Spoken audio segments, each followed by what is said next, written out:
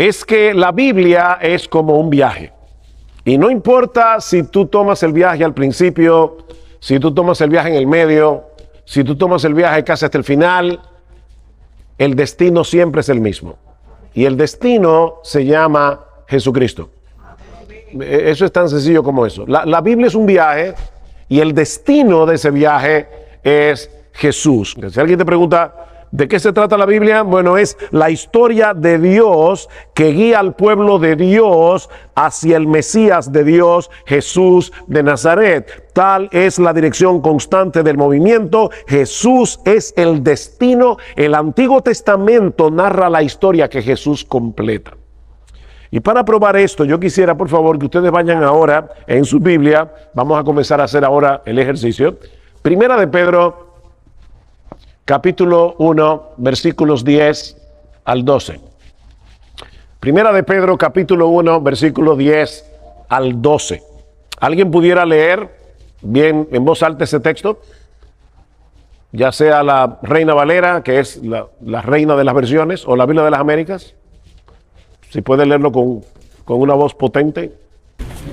Los profetas que profetizaron de la gracia destinada a vosotros, inquirieron y diligentemente indagaron acerca de esta salvación, escudriñando qué persona y qué tiempo indicaba el Espíritu de Cristo que estaba en ellos, el cual anunciaba de antemano los sufrimientos de Cristo y las glorias que vendrían tras ellos.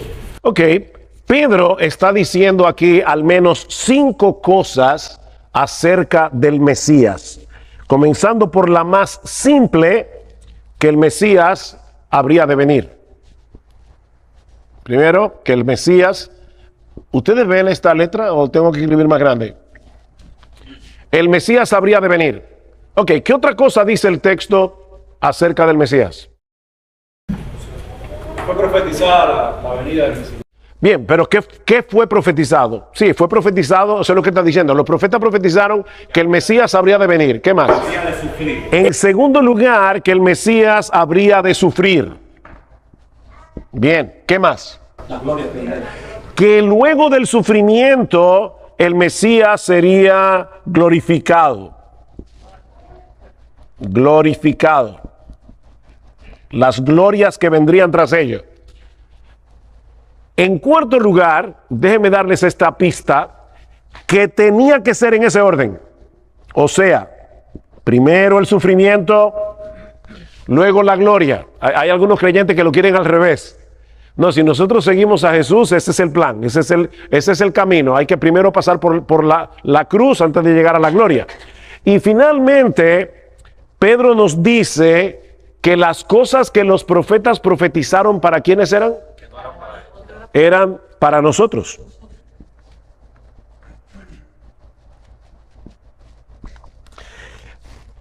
¿Por qué espíritu era que estos profetas profetizaban? El Espíritu de Cristo que estaba en ellos. Hay cosas que los profetas del Antiguo Testamento no entendían acerca de qué persona, qué tiempo indicaba el Espíritu de Cristo que estaba en ellos, el cual anunciaba de antemano los sufrimientos de Cristo y las glorias que vendrían tras ellos. El Antiguo Testamento, mis amados hermanos, es Cristo predicando a Cristo a través de los profetas. Según Pedro, no lo estoy diciendo yo. O sea, él está diciendo el Espíritu de Cristo que estaba en ellos, que es el Espíritu Santo, pero Pedro le llama el Espíritu de Cristo, anunciaba de antemano los sufrimientos de Cristo y las glorias que vendrían tras ellos. Y a ellos se les dijo que no era para ellos, sino para nosotros que anunciaban todas estas cosas. Así que, hermanos, los profetas del Antiguo Testamento tenían una perspectiva más clara acerca del Mesías de lo que nosotros a veces pensamos que ellos tenían.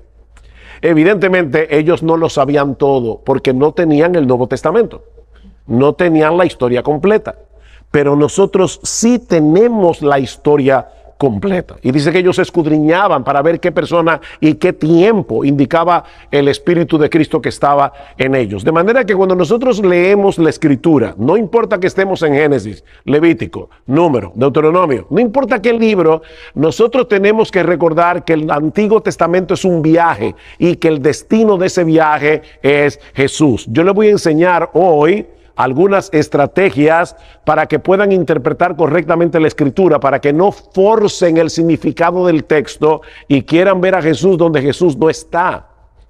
Es de eso que se trata este taller.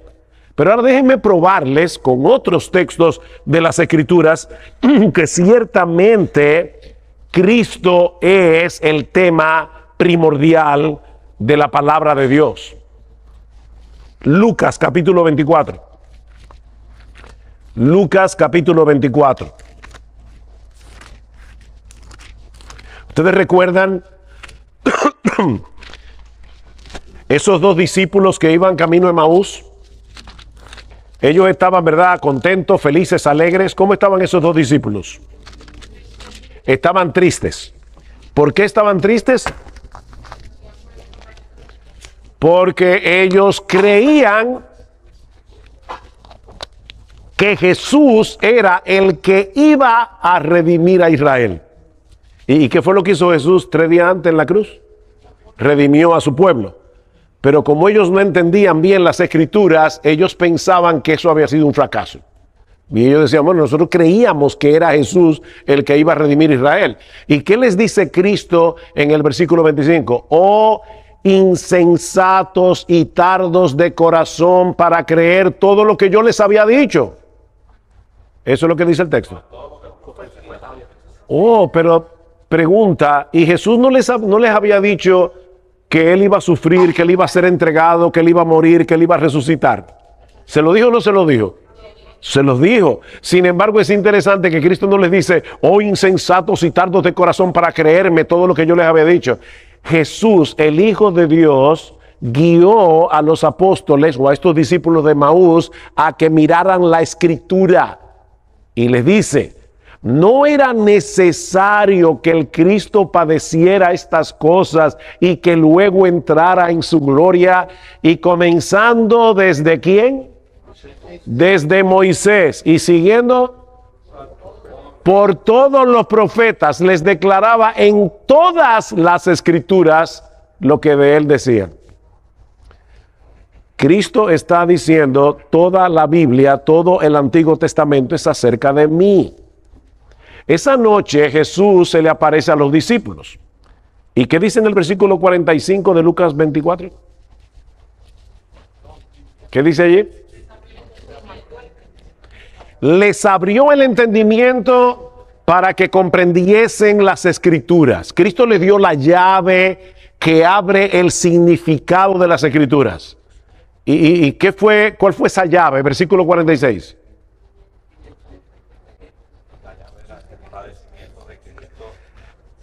¿Qué dice el versículo 46, hermanos? Díganlo, no tengan pena. Así está escrito, y así era necesario que Cristo padeciese y resucitase de los muertos al tercer día, y que se predicase en su nombre el arrepentimiento. Así está escrito. ¿A dónde está escrito?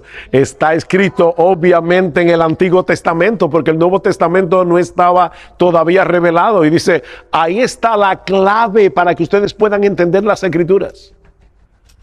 Juan capítulo 5, versículo 39. Ese ni lo busquen, porque ustedes deben sabérselo de memoria. Escudriñad las Escrituras, porque a vosotros os parece que en ellas tenéis la vida eterna. ¿Y qué? Y ellas son las que dan testimonio de mí. O sea, ¿cómo puede ser posible que ustedes digan atesorar las Escrituras, que ustedes digan que tienen la Escritura en alta estima y sin embargo no me creen a mí? Cuando la Biblia de quien habla es de mí. Y luego dice más abajo, si ustedes le creyeran a Moisés, porque ellos decían, nosotros somos seguidores de Moisés, la verdad. Pero que ustedes le creyeran a Moisés, me creían a mí, porque fue de mí que escribió él. Él escribió acerca de mí. Otro texto.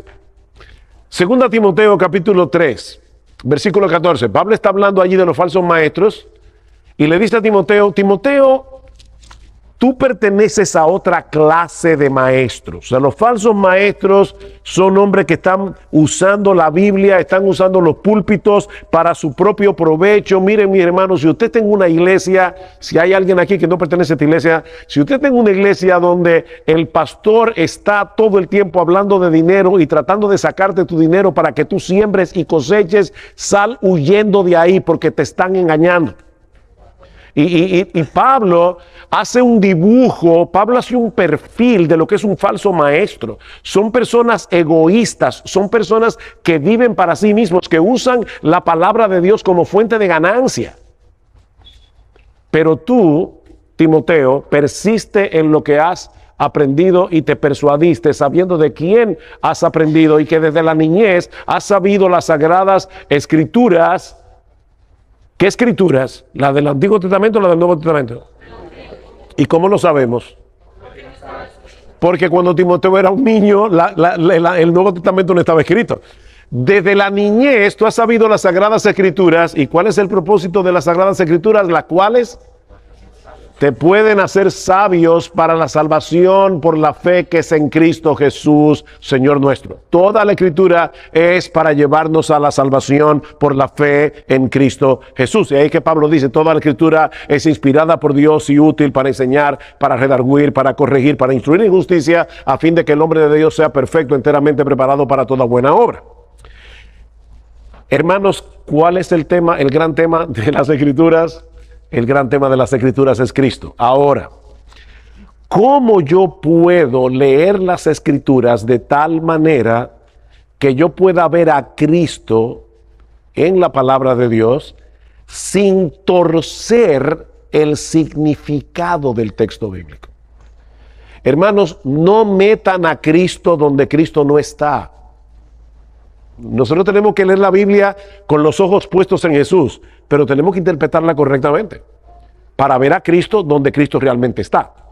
Y eso en lo que va a resultar es salvación para el que no conoce a Cristo y madurez y santificación para aquel que sí lo conoce. Hermanos, nosotros no podemos crecer en santidad, no podemos madurar espiritualmente a menos que derivemos de la Escritura el conocimiento de Cristo. ¿Qué dice Pedro en su segunda carta? ¿Cómo termina? Antes bien, creced en la gracia y en el conocimiento del Señor Jesucristo. Tenemos que crecer en el conocimiento del Señor Jesucristo. Ok, ¿cómo hacemos eso? Bueno, en primer lugar, observa tu pasaje con atención. Hermanos, la Biblia es un libro especial porque es un libro inspirado por Dios. Pero al mismo tiempo es un libro como cualquier otro libro, en el sentido de que tiene una gramática y tú tienes que poner atención a la gramática, tienes que poner atención a lo que el pasaje te está diciendo para tú poder extraer la bendición del pasaje. Yo quiero ahora que ustedes vayan conmigo a 2 Timoteo capítulo 1, versículo 8. Me van a excusar mis hermanos, pero yo he estado estos días luchando con mi garganta.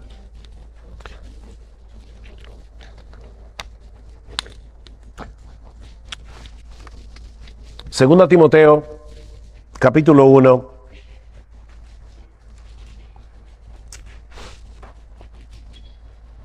versículo 3. Doy gracias a Dios, al cual sirvo desde mis mayores con limpia conciencia, de que sin cesar me acuerdo de ti en mis oraciones noche y día. Uno lee ese texto y uno dice, bueno, ¿cómo yo puedo conectar ese texto, verdad, con el Evangelio de Cristo? Bueno, no parece una conexión muy evidente, ¿verdad? Pablo está diciendo que él sirve desde mis mayores. ¿Qué significa eso? Sus antepasados, con una limpia conciencia. O sea, Pablo no estaba torciendo la Escritura, Pablo no estaba violando la Escritura porque él estaba sirviendo con una limpia conciencia. ¿Y qué era lo que Pablo predicaba? El Evangelio de Cristo. Versículo 8. Por tanto, no te avergüences de dar testimonio de nuestro Señor, ni de mí preso suyo, sino participa de las aflicciones por el Evangelio, según el poder de Dios, quien nos salvó y llamó con llamamiento santo, no conforme a nuestras obras, sino según el propósito suyo y la gracia que nos fue dada en Cristo Jesús desde antes de los tiempos de los siglos. Pablo dice, yo sirvo conforme a lo que yo recibí de mis mayores, de mis antepasados. ¿Y qué recibió Pablo de sus antepasados? O todas las escrituras, toda la herencia de las escrituras del Antiguo Testamento. ¿De qué tratan esas escrituras? Del mismo evangelio que Pablo predicaba. Pero yo puedo leer eso, no ver todo lo que Pablo está diciendo en ese capítulo y no darme cuenta cómo Pablo está hablando aquí acerca del Evangelio. En una forma indirecta, pero está diciendo, yo estoy sirviendo al Señor con las escrituras que yo aprendí en el Antiguo Testamento y con una limpia conciencia. Y lo que yo aprendí fue el Evangelio. Lo que yo aprendí fue la salvación que es en Cristo Jesús. Lo mismo que va a decir más adelante a su hijo en la fe, Timoteo. Entonces, a veces, hermanos, lo único que falta es prestar atención cuidadosa a lo que el texto dice en su contexto. Primera Timoteo, segunda Timoteo, ¿qué son en género literario? Son cartas. Ok, ¿ustedes recuerdan en la época prehistórica cuando no existía el internet? Y las cartas se hacían a mano. Ok, cuando tú recibías una carta de 5 páginas, ¿cómo tú la leías? Tú leías un párrafo hoy, ¿verdad? Dejabas la carta ahí, mañana tomabas otro párrafo, te olvidabas del párrafo que leíste ayer y traspasado mañana leías otro párrafo. ¿Cómo tú leías las cartas? Entera, porque la carta tenía un flujo de pensamiento. Nosotros hoy usamos la Biblia como la galletica china que traen un papelito de la suerte. Entonces, yo saco un texto y quiero tratar de ver la bendición que yo tengo en este papelito de la galletica china. Pero es que la Biblia no se lee así. Esta carta es una carta. Qué profundo, ¿verdad? Y tengo que leerla entera y tengo que tratar de entender todo lo que dice cada parte de la carta en relación a toda la carta. Porque así es que se leen las cartas. Así que no lo olvides. Las cartas del Nuevo Testamento son cartas. Léela como tal, para que no saques un texto fuera de contexto, porque un texto fuera de contexto se convierte en un pretexto. Ok, fíjense, esto fue un ejercicio muy sencillo. Ahora vamos a hacerlo un poquito más complicado, que no es complicado nada, es simplemente poner más atención a ciertos detalles. La Biblia es una historia de redención, ¿verdad? Que comienza en Génesis y termina en Apocalipsis. Yo no puedo leer la Biblia como si fuera un montón de historias desconectadas, sino ver cada parte como parte de toda esa historia. Y tengo que preguntarme, ¿en qué parte de la historia, en el desarrollo de esa historia, yo estoy? Y ahora yo quiero hacerles una pregunta. Vayan a Romanos, capítulo 4.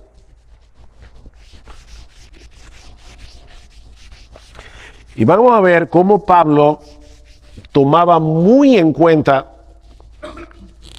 el tiempo en que ocurrían las cosas dentro de esa gran historia. Recuerden que esto es una historia y esa historia nos lleva a un punto que tiene que ver con Cristo. Romanos capítulo 4, versículos 9 al 12. Dice Pablo allí, Pablo está tratando de demostrar que la bienaventuranza de la salvación es solo para los judíos o también para los gentiles. ¿Quiénes son los gentiles? Todos los que no son judíos. Judíos y gentiles. Es para todos nosotros. Para demostrar eso, Pablo dice, ¿es pues esta bienaventuranza solamente para los de la circuncisión, para los judíos, o también para los de la incircuncisión? Porque decimos que a Abraham le fue contada la fe por justicia. Pregunta, ¿dónde dice la Biblia que a Abraham la fe le fue contada por justicia? ¿Dónde? Bien, en Génesis es la calle, pero ¿alguien recuerda el número de la casa? Esa es la calle, Génesis. ¿Y cuál es el número de la casa? La fe le fue contada por... Hermanos, no sean tímidos. ¿Dónde dice eso en la Biblia? Lo dice no en Génesis. Vamos atrás. Eso lo dice en Génesis capítulo 15, versículo 6, cuando Dios hizo un pacto con Abraham. Y ahora Pablo está preguntando, cuando Dios le dijo a Abraham que su fe le va a ser contada por justicia, ¿Abraham estaba circuncidado o era un pagano incircunciso? Cuando Dios le dio a Abraham la señal de la circuncisión, que fue la señal del pacto que Dios hizo con Abraham. ¿En qué capítulo del Génesis? En Génesis 17. Así que fíjense algo interesante. Cuando Dios justificó a Abraham, Abraham era un pagano incircunciso, no era judío. Porque él recibió la circuncisión en el capítulo 17. Y Pablo saca de ese recuento histórico, por el tiempo en que pasaron las cosas, una lección. Y la lección es la fe, entonces, no solamente para los judíos. La salvación no es solamente para los judíos, es también para los gentiles. Sigue diciendo Pablo, y recibió la circuncisión, versículo 11, como señal, como sello de la justicia de la fe que tuvo estando aún incircunciso. ¿Para qué? Para que fuese padre de todos los creyentes no circuncidados, nosotros todos, a fin de que a ellos la fe les sea contada por justicia, y padre de la circuncisión para los que no solamente son de la circuncisión, sino que también siguen las pisadas de la fe que tuvo nuestro padre Abraham antes de ser circuncidado. Claro, Pablo lo dice ahí clarito en Romanos, pero tal vez nosotros estamos leyendo Génesis y como estamos leyendo historias, y vemos, ay, miren, en Génesis 15, Dios hizo un pacto con Abraham y Dios le dijo, tu fe te fue contada por justicia. Y no tomamos en cuenta ese tipo de detalles dentro de la historia para decir, wow, qué bendición para mí. El hecho de que yo soy colombiano, soy cubano, soy qué sé yo de dónde, dominicano, chileno, hay un uruguayo por aquí. La fe también a mí me va a ser contada por justicia, lo mismo que sucedió con Abraham. Y de repente eso que parece una historia del pasado, ahora yo me doy cuenta que esa historia tiene que ver conmigo. Porque hermanos, este libro es la historia de nuestra familia. Este es el álbum familiar. Si tú no lees la Biblia entendiendo que este libro es la historia familiar, te vas a perder un montón de tesoros que son para ti y para mí. Yo quiero poner un ejemplo. ¿Cuántos maestros hay aquí de escuela dominical? Que andan de escuela dominical para niños. Para niños. Mi esposo y yo tuvimos la bendición de dar clases de escuela dominical a todos los grupos de la iglesia, desde los niños. Bueno, excepto, nunca cuidé en cuna, pero sí hemos dado clases de escuela dominical a todas las edades. La historia de Moisés. ¿Cómo se cuenta muchas veces la historia de Moisés? Bueno, fíjense cómo Dios cuida a los niños, ¿verdad? Porque Moisés, Faraón quería matar a todos los niños y sin embargo la mamá lo puso en una canastica, lo puso en el río, y cómo esa canastica fue hasta donde estaba la hija de Faraón. ¿Ustedes se dan cuenta, niños, cómo Dios cuida a los niños? La pregunta es, ¿ese texto en Éxodo se escribió para enseñar a los niños que Dios cuida a los niños? No. Porque un día te vas a encontrar con un niño avispado que te va a decir, maestro, ¿y qué pasó con todos los otros niños que Faraón sí mató? Porque hubo un montón de niños que murieron en ese holocausto y Dios preservó a Moisés. ¿Por qué preservó a Moisés? Porque él iba a ser el líder que iba a liberar esa nación de la cual iba a nacer Jesús. Si Faraón hubiera cumplido su deseo de exterminar a Israel, nosotros nunca hubiéramos tenido un Mesías. Sin embargo, cuando estamos leyendo la historia de Moisés, estamos leyendo mi historia, porque es la historia de ese pueblo a través del cual iba a venir mi Mesías que me salvó muriendo por mí en una cruz. Entonces estamos leyendo la Biblia y ya yo voy de Éxodo 2 a mi Señor Jesucristo, porque tiene que ver. Porque recuerden, mis hermanos, esto es un viaje y Jesús es el destino. Lo que yo tengo que saber es cómo yo llego, como decía Spurgeon. Spurgeon le decía a un joven que le preguntó que qué le había parecido su mensaje, y dice, no me gustó para nada. Y no me gustó porque tú no llevaste ese mensaje a Jesucristo. Dice, mira, joven, así como todos los caminos conducen a Londres, que era donde vivía, ¿verdad? Spurgeon, dice, así todos los caminos conducen a Jesús en la Biblia. Si tú no llegaste ahí, en algún lado te extraviaste en el camino. Así que le dijo, tu sermón a mí no me gustó para nada. Le digo a Spurgeon.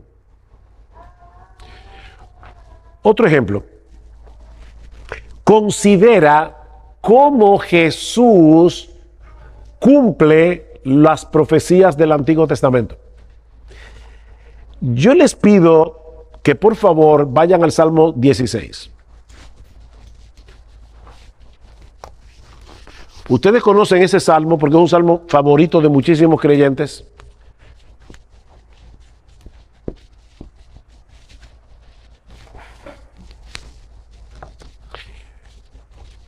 Les doy 3 minutos para que lean el salmo rapidito, Salmo 16.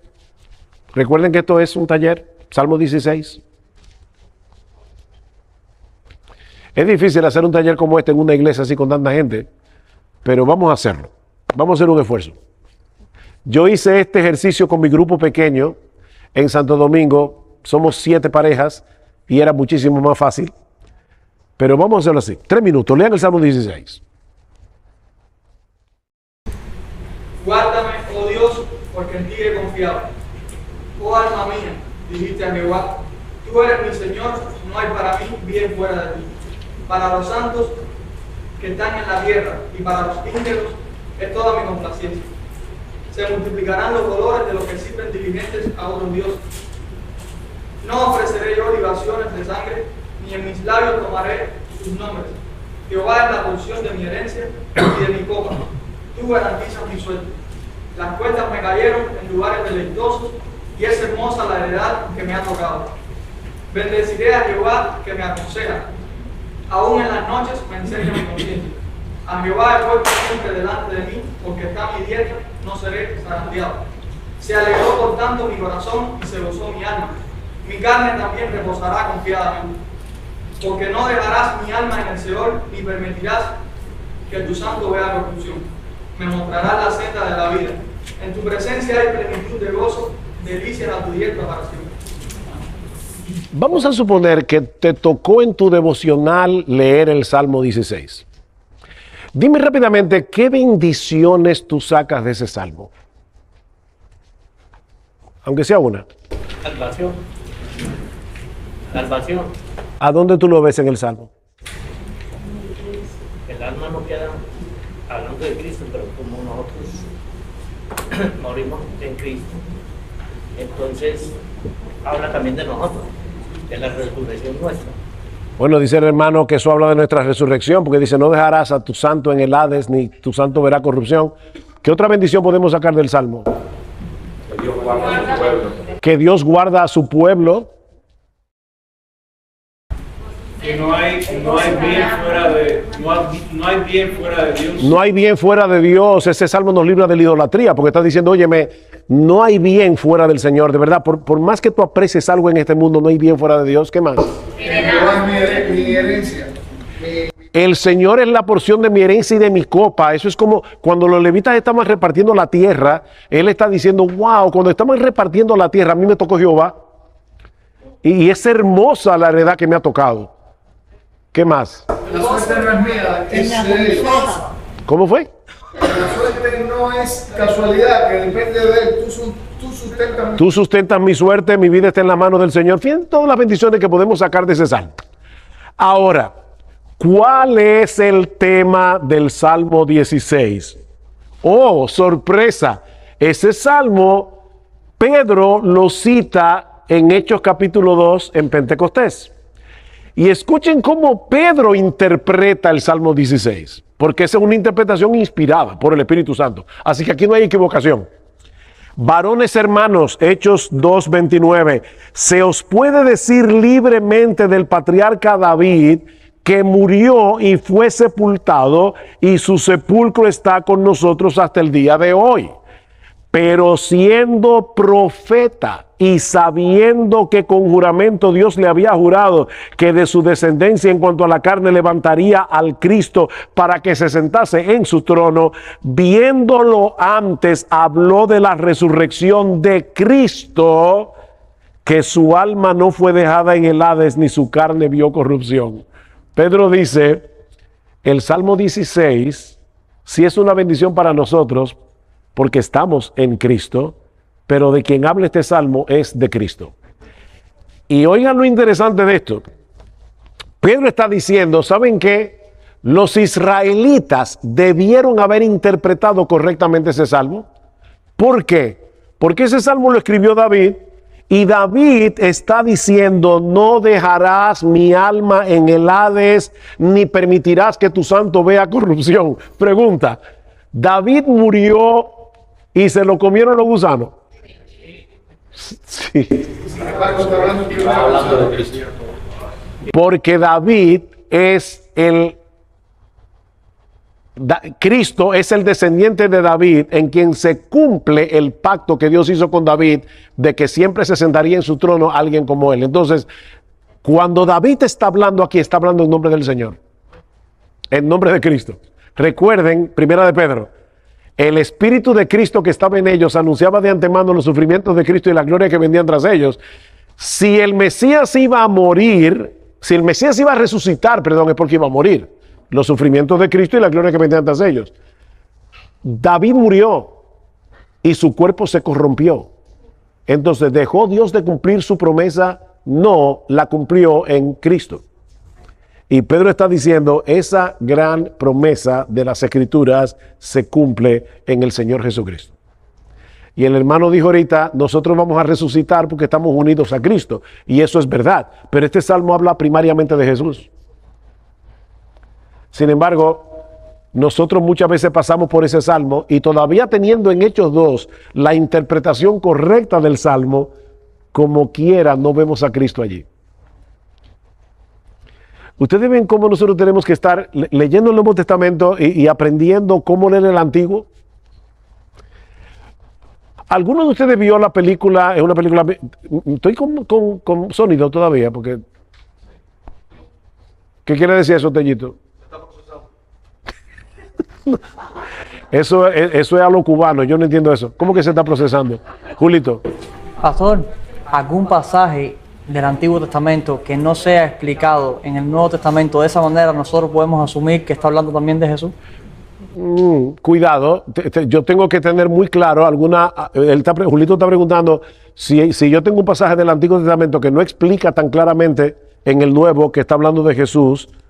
Yo tengo que tener cuidado con eso para no malinterpretar, pero yo voy a seguir hablando de cosas que podemos ver para que interpretemos correctamente esos pasajes que no tengo en el Nuevo Testamento una interpretación apropiada del Antiguo. Pero mis hermanos, yo quiero que ustedes vean y noten cuántas profecías del Antiguo Testamento ya el Nuevo nos las revela y nos dice que tiene que ver con Cristo.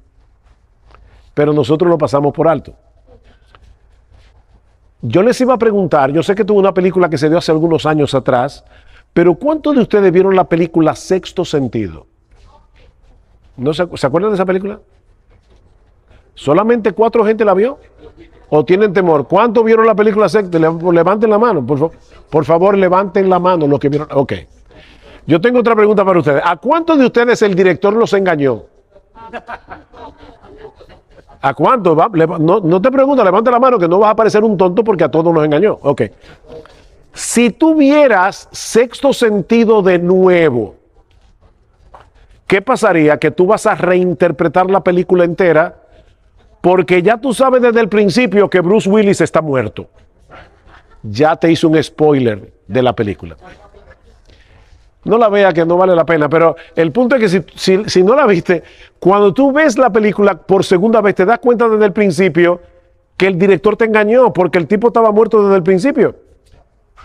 Nosotros ya sabemos cómo termina esta historia. Esta historia termina con Jesús, que es el Mesías prometido y profetizado en el Antiguo Testamento. ¿Por qué nosotros leemos el Antiguo Testamento como si no conociéramos el final de la película? Ya nosotros sabemos eso. Voy a ponerles otro ejemplo similar al que acabo de poner. Vayan a Gálatas capítulo 3, versículo 16.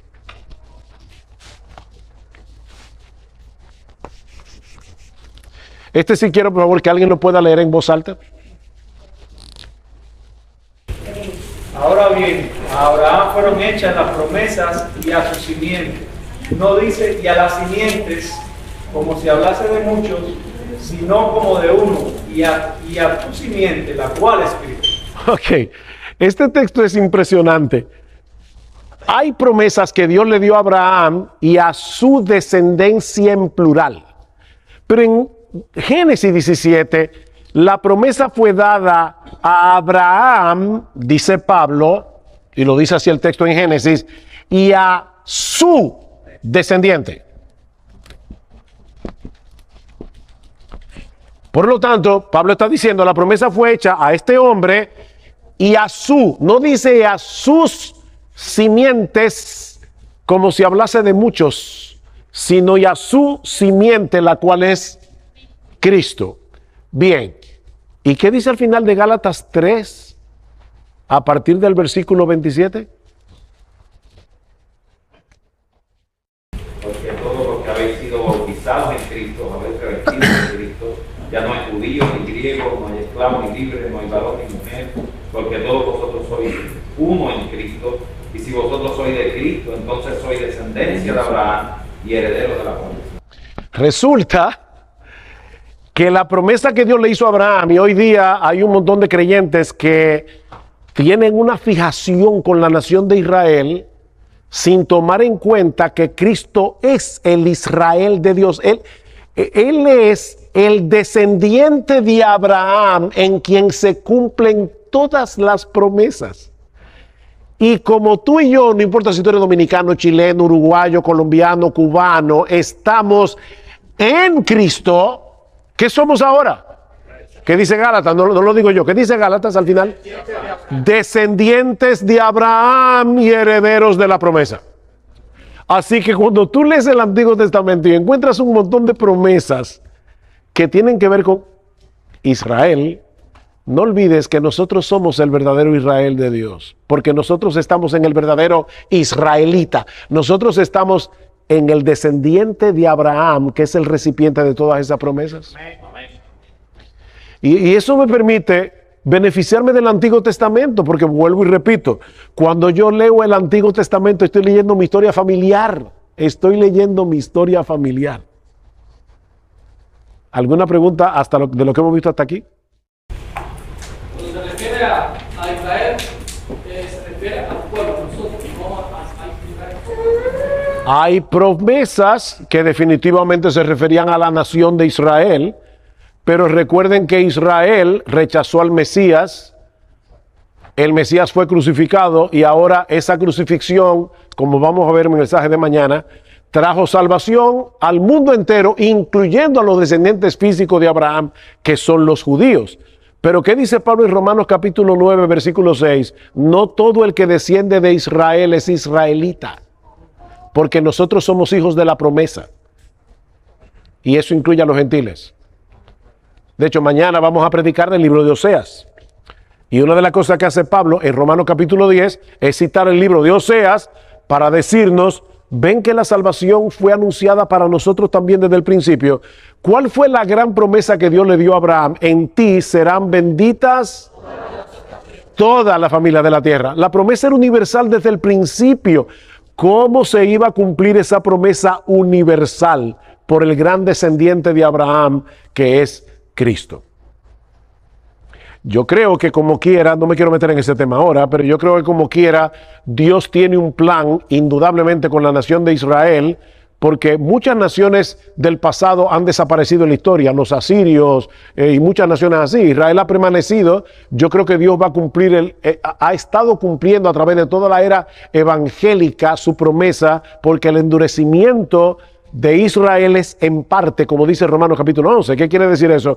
Que Israel no está completamente endurecido, sino parcialmente endurecido, porque a través de toda la historia evangélica muchos israelitas se han estado convirtiendo al Señor y han sido añadidos a la iglesia. Hermanos, Dios no tiene dos pueblos, tiene uno solo.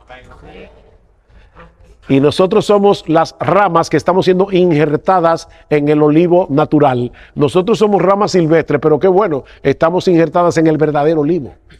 ¿Por qué? Porque estamos unidos a Cristo, que es el descendiente de Abraham. Otra cosa que tenemos que ver en la Biblia, perdón, Alexis, cualquier comentario que quieras hacer. Alexis es instructor de Simeon Trust, una organización que enseña predicación expositiva en muchas partes del mundo, y damos talleres como estos para enseñar a los predicadores a predicar la Biblia con los ojos puestos en Jesús. Pero ahora estamos enseñando a la iglesia. Como algún comentario que quieras hacer, siéntete libre. Ok. Otra cosa que nosotros tenemos que ver en la Biblia es que Dios nos dejó huellas. Huellas que nos llevan a Jesús. Esas huellas se llaman tipos.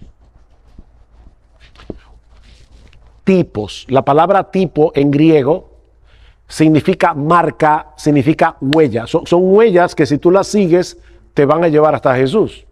Por ejemplo, Pablo dice en Romanos capítulo 5 que Adán es un tipo de Cristo. Él es el segundo Adán. Cristo es el postrer Adán. ¿Verdad? Pon atención a los tipos, a las huellas que nos llevan a Jesús. Alguien definió un tipo como personas, instituciones, eventos del Antiguo Testamento que son considerados como modelos o representaciones divinas de realidades que son reveladas en el Nuevo Testamento, sobre todo en la persona de Jesús. Por ejemplo, alguna ceremonia del Antiguo Testamento nos habla de Cristo. La Pascua, ¿cómo lo sabemos? Porque Él es el Cordero Pascual. Y Pablo dice en 1 Corintios 5, porque Cristo, nuestra Pascua, ya fue sacrificada por nosotros. Y hay iglesias en el día de hoy que yo no sé de verdad de dónde sacan eso, que hasta están celebrando la Pascua ya. O sea, otra vez estamos trayendo las fiestas del Antiguo Testamento como si Cristo no las hubiera cumplido. Pero hermano, todo eso era una sombra que nos llevaba hasta Jesús. Cristo es nuestra Pascua. Tú no tienes que volver a sacrificar ningún cordero, ni tienes que celebrar ninguna Pascua. Ya Cristo es nuestra Pascua. ¿Algún evento del Antiguo Testamento que es una huella? La expiación.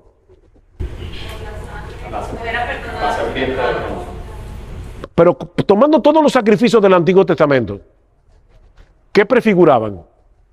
El sacrificio de Cristo en la cruz del Calvario. Por eso es que ya nosotros no seguimos sacrificando, porque ya Cristo se sacrificó una sola vez y para siempre. Él es el Cordero de Dios que quita el pecado del mundo. Ricardo mencionó la serpiente de bronce. Ese es un caso interesante. ¿Dónde aparece la serpiente de bronce en el Antiguo Testamento? Números 21.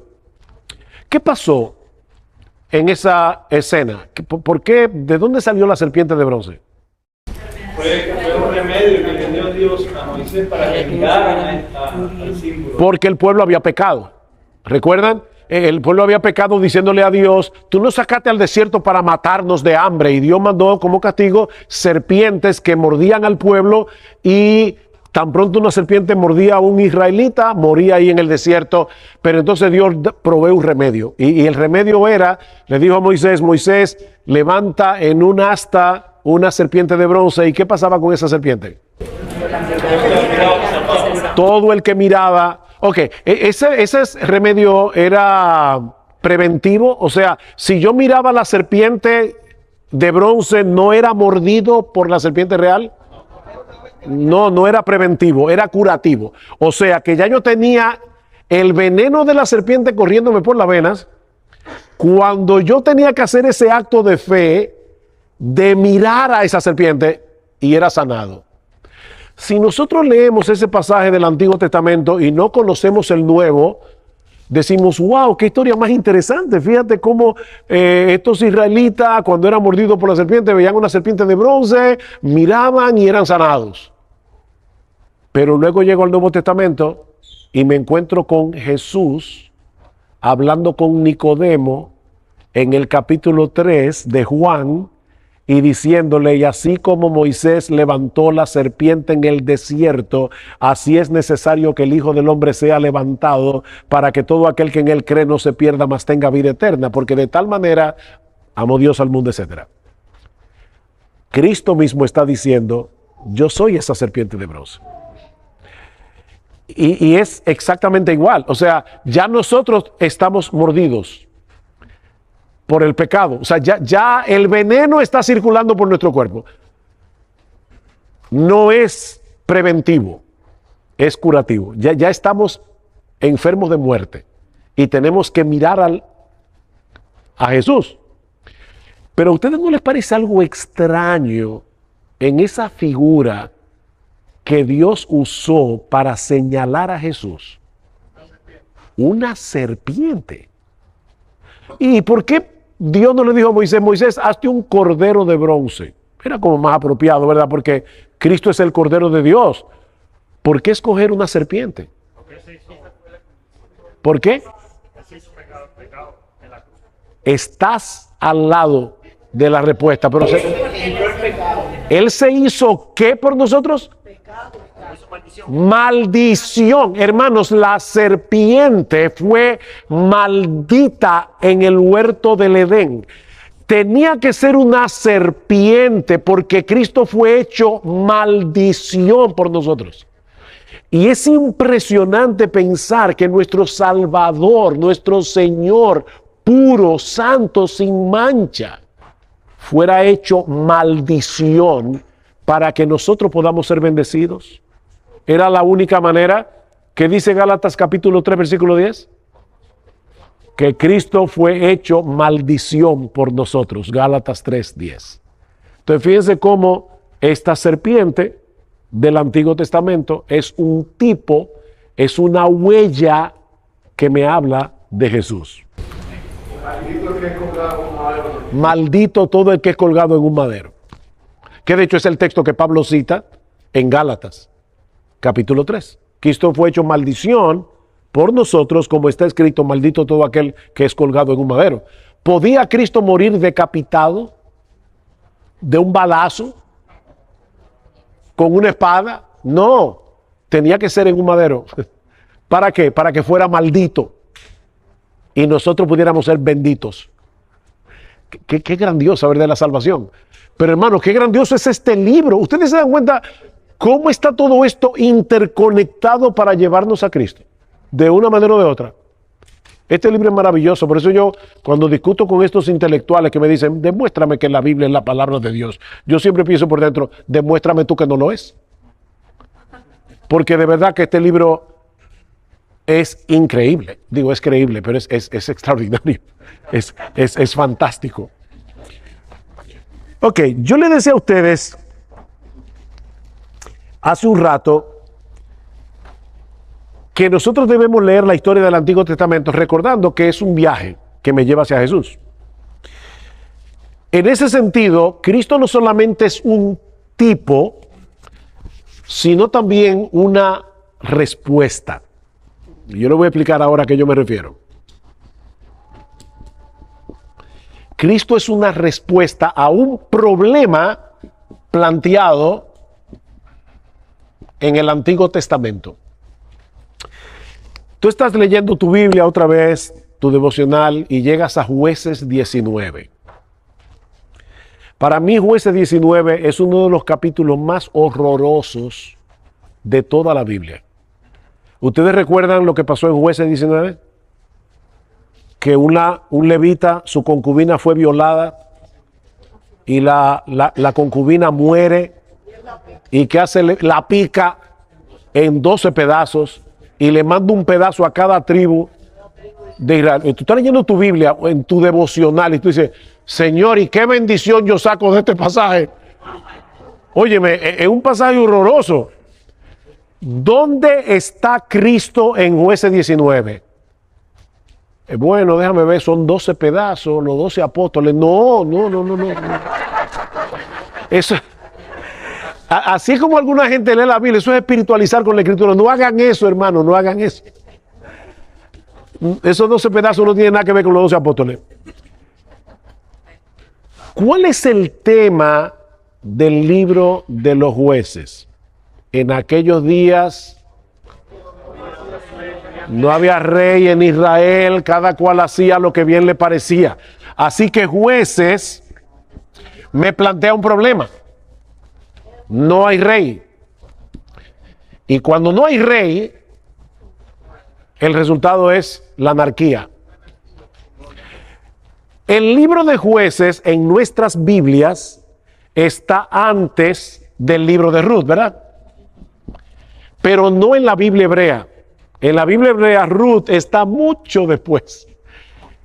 En la Biblia hebrea, el libro de Jueces está antes de Primera de Samuel y de Segunda de Samuel, que por cierto, en la Biblia hebrea es un solo libro, que se dividió en dos en nuestra Biblia en español.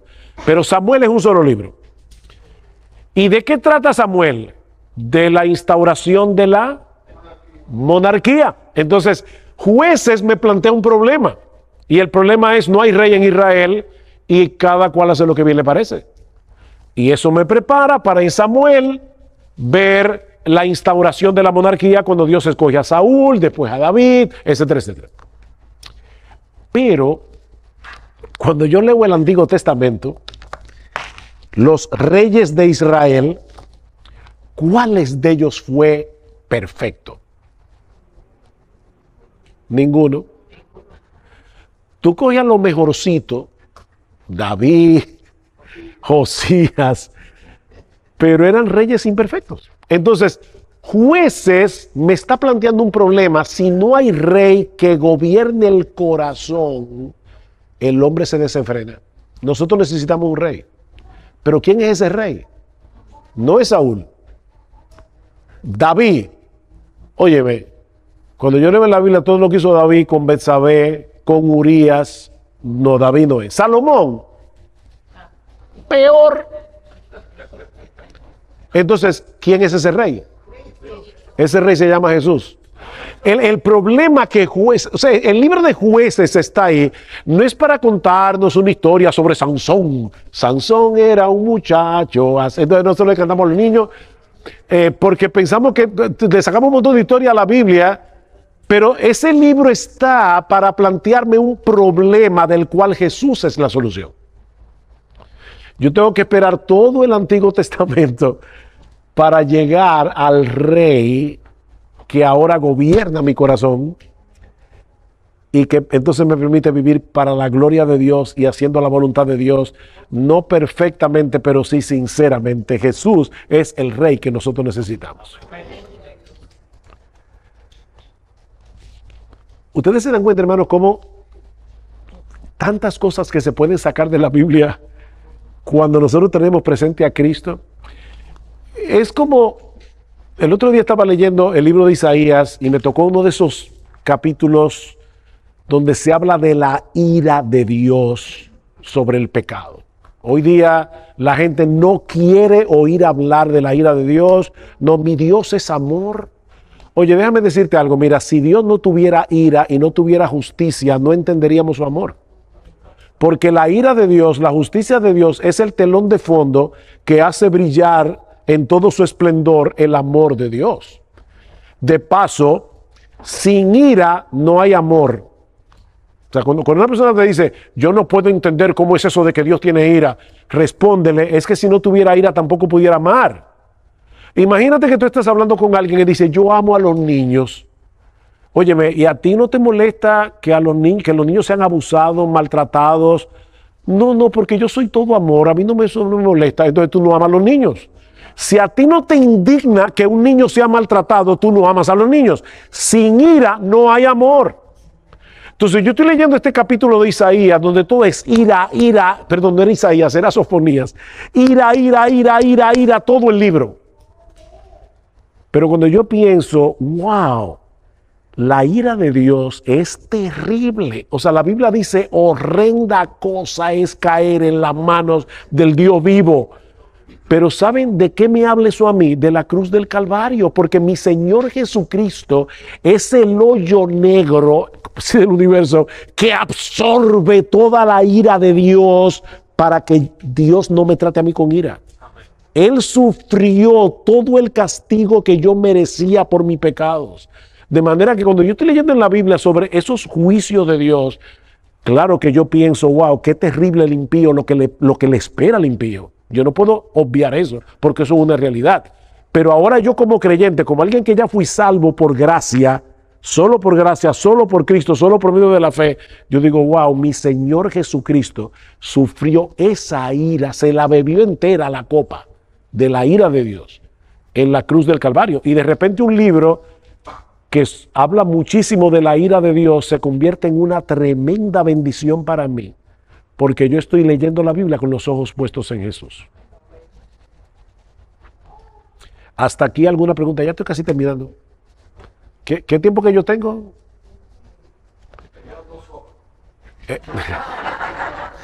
Empezaron cantando, leyendo la Biblia, así que me quitaron un tiempito.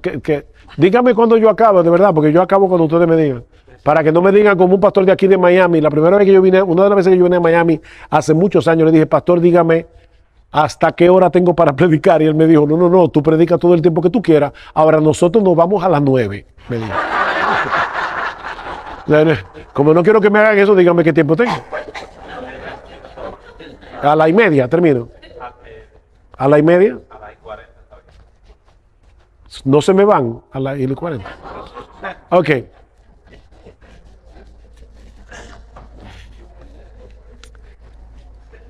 ¿Alguna pregunta de lo que hemos visto hasta aquí?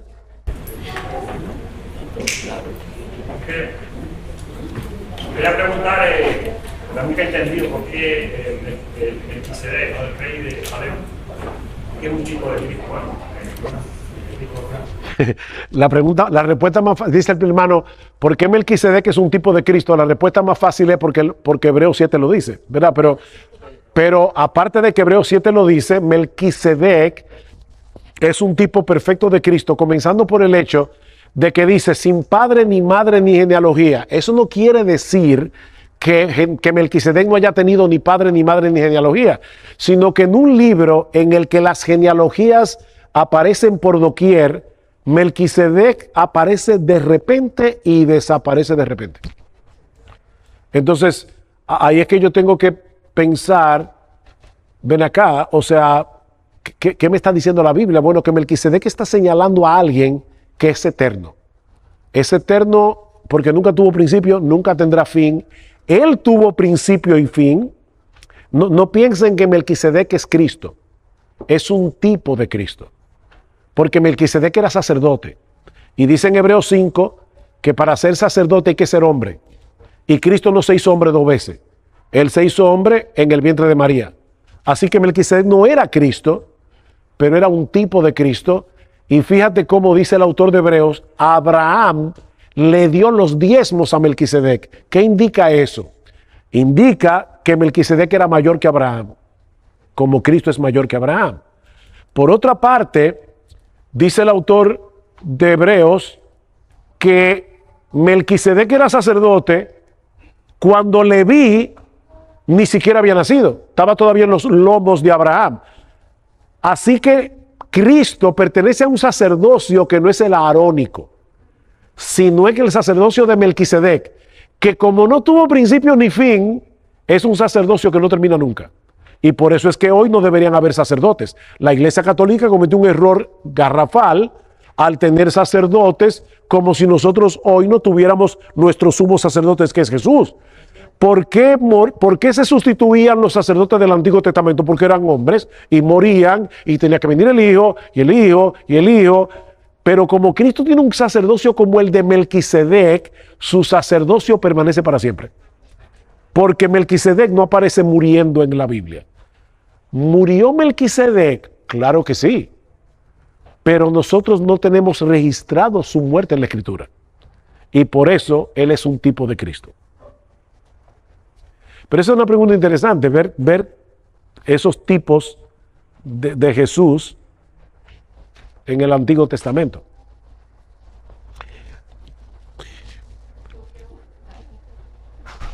Hablando del perdón, Jesús vino a perdonar los pecados del mundo y murió por nosotros, limpiándonos el pecado, por la salvación nuestra.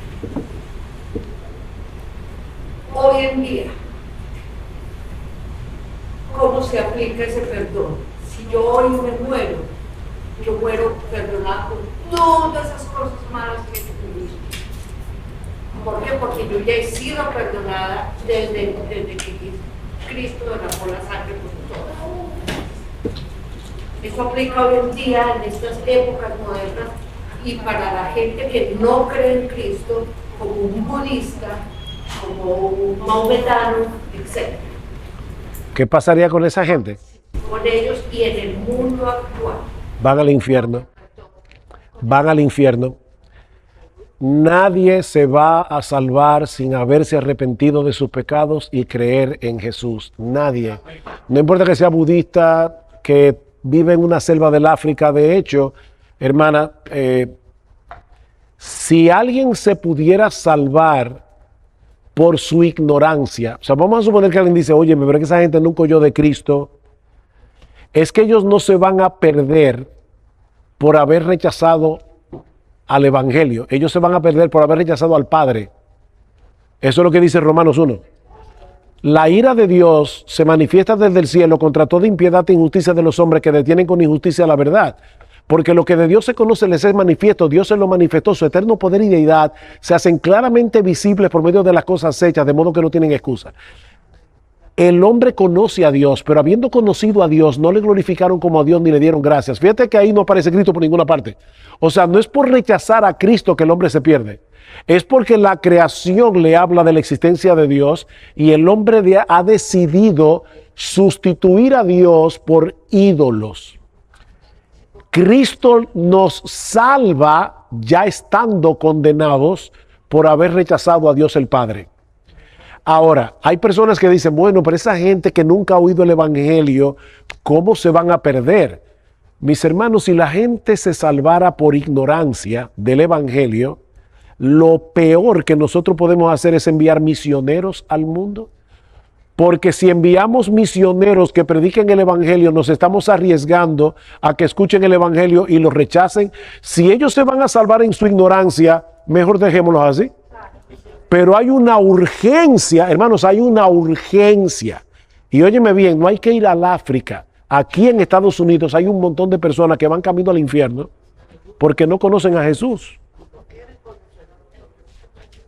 Y nosotros tenemos que predicar el Evangelio porque no hay otra forma de salvación. No hay otro medio. Hay un solo Dios y hay un solo mediador entre Dios y los hombres y se llama Jesucristo. Fuera de Él no hay salvación para nadie. Así que hay urgencia, hermanos, de predicar el Evangelio. Hay urgencia de predicar el Evangelio. Por esa razón. Yo me acuerdo al doctor Sproul, R.C. Sproul, que una vez le preguntaron, óyeme, ¿qué pasa con esos inocentes de África que mueren sin Cristo? Y Sproul respondió muy sabiamente, no hay ningún problema porque Dios no va a condenar a los inocentes.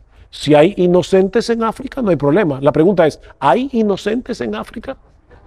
Y la respuesta es no. No hay inocentes en ninguna parte. Todos somos pecadores. Inocente muere, inocente muere, inocentemente peca, inocentemente se condena. Bueno, dice la Biblia, los que sin ley han pecado, sin ley también perecerán. No se salvarán, perecerán. Hermano. No, es otro tema, no es acerca de eso. Es acerca de la persona de José, la historia de José. José no se cita en el Nuevo Testamento como un tipo de Cristo. Sin embargo, vemos muchas cosas en la vida de José que señalan a Cristo. Varón de dolores, experimentado en quebranto, traicionado, vendido, sufrido y puesto en gloria. Se pudiera... Yo creo que sí que José es un tipo de Cristo, aunque el Nuevo Testamento no lo señale directamente. Pero hay un patrón en la vida de José que es muy similar al patrón de la vida de Jesús, indudablemente. ¿Por qué Moisés llevó los huesos de José? ¿Por qué Moisés? Los huesos de José. Se llevaba los huesos de José, los huesos. El Nuevo Testamento. Oh, eso era una señal de fe. Porque una señal de la fe de José. Porque José está diciendo, estamos ahora en Egipto, pero ya Dios le había dicho a Abraham, ustedes van a ser llevados a una nación, van a estar cautivos por 430 años y después van a volver a esta tierra. Y José, estando en Egipto, en prosperidad, él dijo, no, yo sé que se va a cumplir la promesa de Dios porque Dios cumple sus pactos y por lo tanto yo sé que vamos a regresar a Canaán. Cuando ustedes regresen, lleven mis huesos allá. Es como la carta que Pablo le escribe a Filemón. Pablo está preso en Roma y dice, prepárame alojamiento porque yo sé que por tus oraciones yo seré concedido. O sea, ora para que Dios me libere y de paso prepárame la cama. O sea, es un hombre de fe. Eso le pasó a José. José dijo, yo sé que Dios va a cumplir su promesa, yo sé que mis huesos van a ser llevados a Egipto. Perdón, a Canaán, no a Egipto. El personaje que habla la escritura, que es el ángel de Jehová, el cual aparece, tiene adoración, incluso aquella visión que tiene Isaías, creo, que ve esa visión en el templo y ve a este personaje, esta figura, el cual gloria. Qué buena pregunta. El ángel de Jehová en el Antiguo Testamento es una cristofanía. ¿Qué quiere decir eso? Una aparición de Cristo antes de su encarnación. Porque más de una vez el ángel de Jehová es identificado como Dios en el Antiguo Testamento. Y es adorado, como hizo Manoa, el papá de Sansón. O sea que Agar, cuando ve al ángel de Jehová, dijo, le puso al pozo el Dios que me ve, porque Dios me vio. O sea, es obvio que el ángel de Jehová es indudablemente una cristofanía, una aparición de Jesús no encarnado, porque Jesús, recuerden, se encarnó una sola vez en el vientre de María. Jesús no se encarnó en el Antiguo Testamento, pero aparece en el Antiguo Testamento. Y el hermano citó aquí un texto interesante, y con esto ya sí voy a terminar, porque me faltan unos minuticos, no quiero cansarnos, y es Isaías capítulo 6. Vamos a terminar con este texto, que es un buen texto para concluir, porque es un texto glorioso. En el año que murió el rey Usías, vi yo al Señor sentado sobre un trono alto y sublime. Pregunta, ¿a quién vio Isaías? ¿A quién vio Isaías? ¿Quién es el Señor? ¿Es el Padre? ¿Es el Hijo? ¿Es el Espíritu Santo? ¿A quién vio Isaías? Bueno, es interesante en el texto que Isaías escucha una conversación entre las personas de la Trinidad, porque dice en el versículo 8, después oí la voz del Señor en singular que decía, ¿a quién enviaré? Recuerdan que yo les decía que la Biblia se lee como cualquier otro libro, tomando en cuenta los verbos, las conexiones. Ok, enviaré. ¿Eso es plural o singular? Singular. ¿A quién enviaré y quién irá por nosotros? Por fin, ¿quién está hablando aquí? ¿Es una persona o más de una persona? ¿A quién enviaré y quién irá por nosotros? Isaías le dice, heme aquí, Señor, envíame a mí. Y entonces ahí comienza una profecía, dile a este pueblo, oíd bien y no entendáis, ved por ciertos, mas no comprendáis, etcétera, etcétera. Es obvio que Dios el Padre tiene que estar en Isaías 6. Claro que sí, eso lo reconoce todo el mundo. Pero cuando vamos a Juan capítulo 12,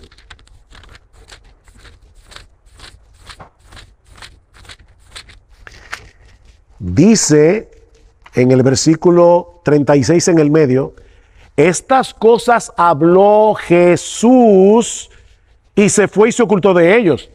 Pero a pesar de que había hecho tantas señales, ¿quién? Jesús. No creían en él, en Jesús, para que se cumpliese la palabra del profeta Isaías que dijo, Señor, ¿quién ha creído a nuestro anuncio y a quién se ha revelado el brazo del Señor? Isaías 53. Por esto no podían creer, porque también dijo Isaías, cegó los ojos de ellos y endureció su corazón para que no vean con los ojos. ¿Qué está citando Juan aquí? Isaías 6.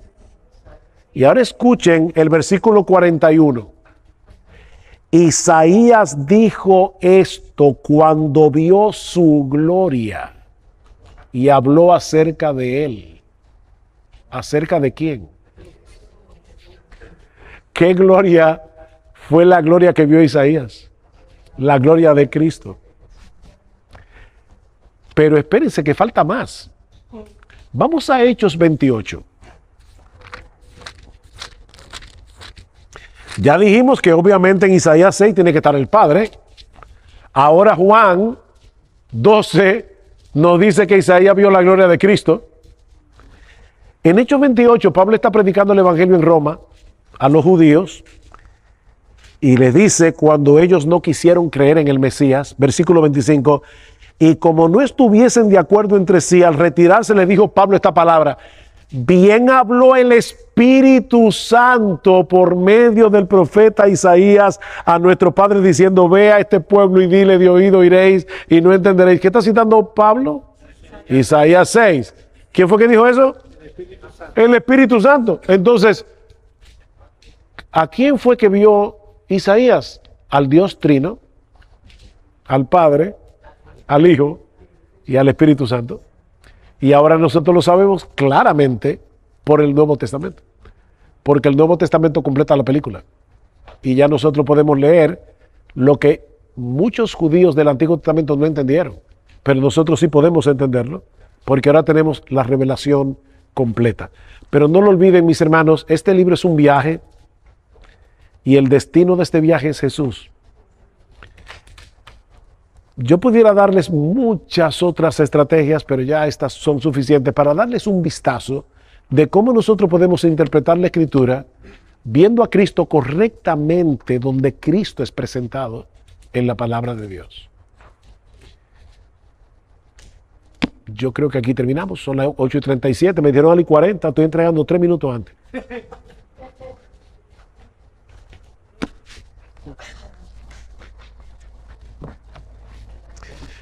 Oh, me faltó una sola cosita, perdón, que no puedo dejar de decir.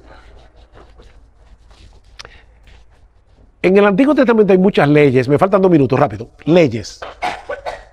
Cuando yo veo las demandas éticas del Antiguo Testamento, del Nuevo Testamento, no importa dónde sea, pero las demandas éticas, sobre todo pero pensemos en la ley de Dios. Muchas veces nosotros vemos en la ley, solo vemos ley. Pero nosotros debemos ver en la ley más que ley. Primero, ¿qué revela la ley? El carácter perfecto, santo, justo, bueno, amoroso de nuestro Señor Jesucristo. De Dios, pero Cristo es la imagen de Dios y lo vemos en la encarnación de Jesús. Él es el amor de Dios encarnado. Nosotros vemos en la ley el carácter de Dios. Pero no solamente eso. ¿Puedo yo cumplir las demandas de la ley? No. Por eso yo necesito un Salvador. Entonces, cuando yo leo la ley, yo leo la necesidad que yo tengo de ser salvo, porque la ley lo que hace es condenarme. Cuando yo veo la ley es un estándar demasiado alto, yo no llego ahí. Yo le estaba predicando el otro día a un taxista y le decía, él tenía un rosario colgando del espejo, y le dije, mi amigo, ¿qué representa ese rosario para ti? Y ahí comenzó a hablarme de su religión y todo lo demás, y yo le decía, porque también debe ser una pregunta, si tú te mueres hoy, no, yo voy al cielo. Ajá, wow, ¿y cómo tú lo sabes? No, porque mire, yo no mato, yo no robo. Mira, el mandamiento más importante de la ley es amarás al Señor tu Dios con todo tu corazón, con toda tu alma, con toda tu mente y con toda tu fuerza. Tú cumples eso. Y el otro, el más chiquito, es amarás al prójimo como a ti mismo. Eso no lo hace nadie ni por un segundo. ¿Tú sabes lo que eso significa, mi amigo? Le dije yo al taxista, que tú y yo vivimos violando la ley cada microsegundo de nuestra existencia. Estamos condenados. ¿Qué hizo Cristo? Cristo cumplió la ley perfectamente en mi lugar para que creyendo en Él yo pudiera ser salvo. Entonces ahora, cuando yo leo la ley, yo no solamente leo ley, yo veo el carácter hermoso, perfecto de mi Salvador. Yo leo la necesidad que Cristo vino a suplir muriendo por mí en la cruz del Calvario. Pero no solamente eso, es que también Cristo me dio su Espíritu Santo. ¿Para qué? O para que ahora yo pueda obedecer a Dios y pueda cumplir las demandas de la ley, no perfectamente, pero sí sinceramente, por causa del Señor Jesucristo. Así que no importa qué demanda ética yo lea en la Biblia, toda demanda ética debe llevarme a Jesús, porque me habla de mi necesidad de Jesús Y me habla no solamente de mi necesidad de ser salvo, sino de la necesidad que yo tengo de la gracia y del Espíritu de Jesús para yo poder cumplir las demandas éticas de las Escrituras. Entonces, al final de cuentas, aún la ley, mis hermanos, me lleva a Jesús. No quería dejar de decir eso por lo que les decía hace un momento. Hay personas que cuando ven la ley, de hecho aborrecen la ley, cuando la Biblia dice en Romanos capítulo 7 que la ley es santa, justa y buena. No, no aborrezcas la ley, aborrece tu pecado que no te deja cumplir la ley. Porque la ley es santa, justa y buena. Nosotros somos los que no somos buenos. O como decía un escritor, la ley es un buen capitán, pero la carne es un mal soldado. Ese es el problema. El problema no está en la ley, el problema está en ti y en mí.